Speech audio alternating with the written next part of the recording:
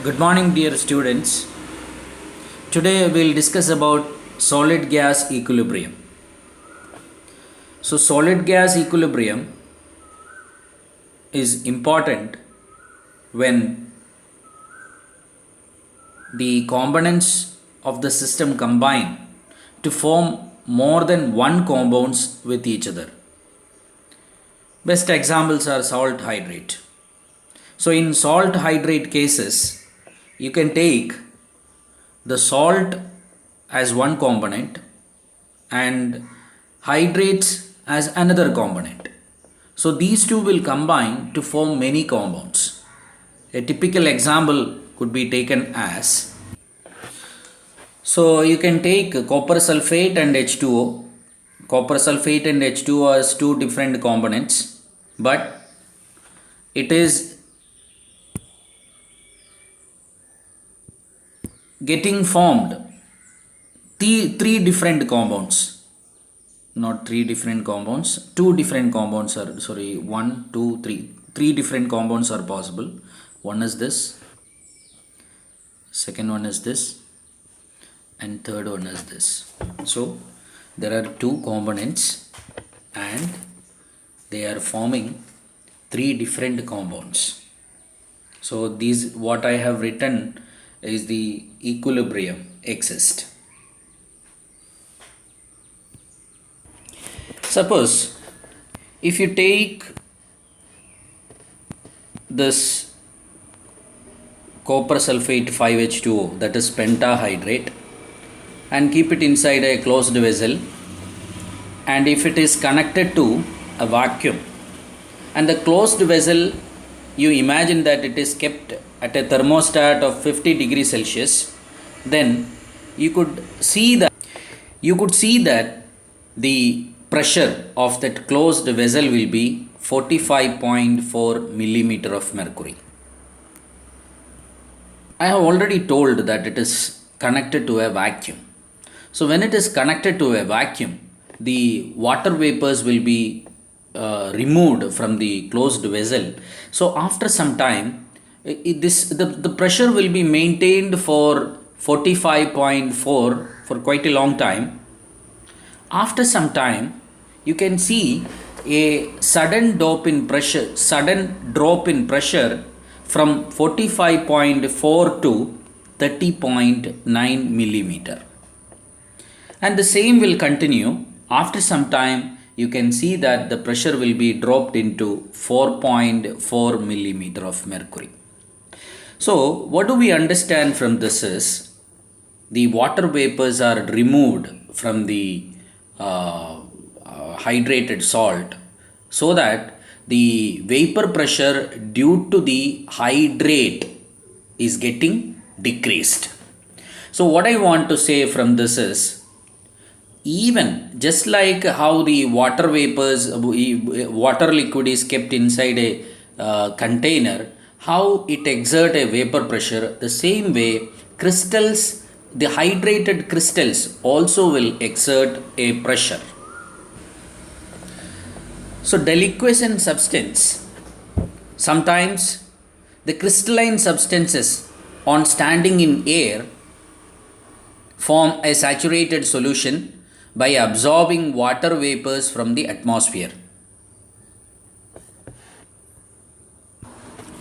So please understand the hygroscopic and deliquescent substance. Hygroscopic and deliquescence, they absorb moisture from the atmosphere.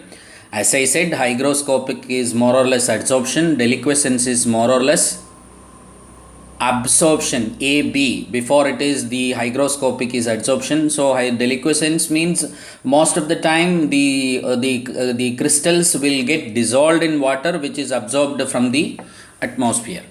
So how do we connect this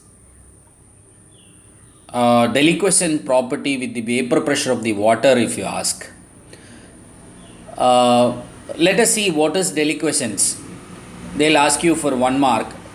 Sometimes the crystalline substances on standing in air form salt solution by absorbing water vapor from the atmosphere.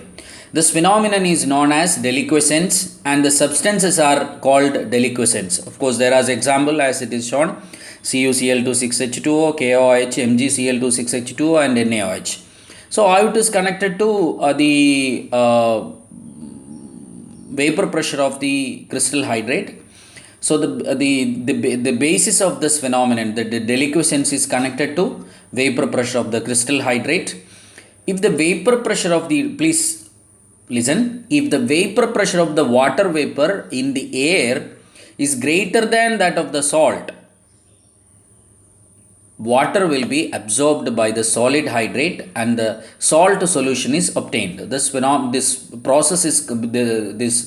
process continues until the vapor pressure of the saturated solution is equal to that of the water in the air. And the next terminology associated to the vapor pressure of the crystal hydrate is efflurescence. Efflurescence is almost opposite of the previous one. So here what happens is, certain solid hydrates on standing in air loses their water of hydration to the atmosphere and change into hydrated products, dehydrated products, or other lower hydrated products spontaneously. This phenomenon is called efflorescence.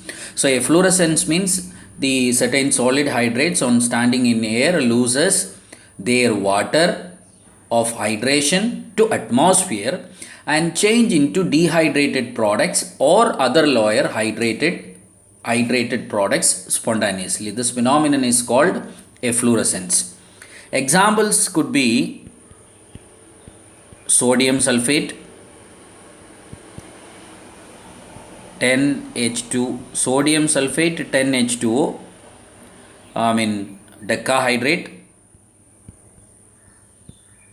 decahydrate of sodium carbonate, and dodecahydrate of sodium hydrogen phosphate.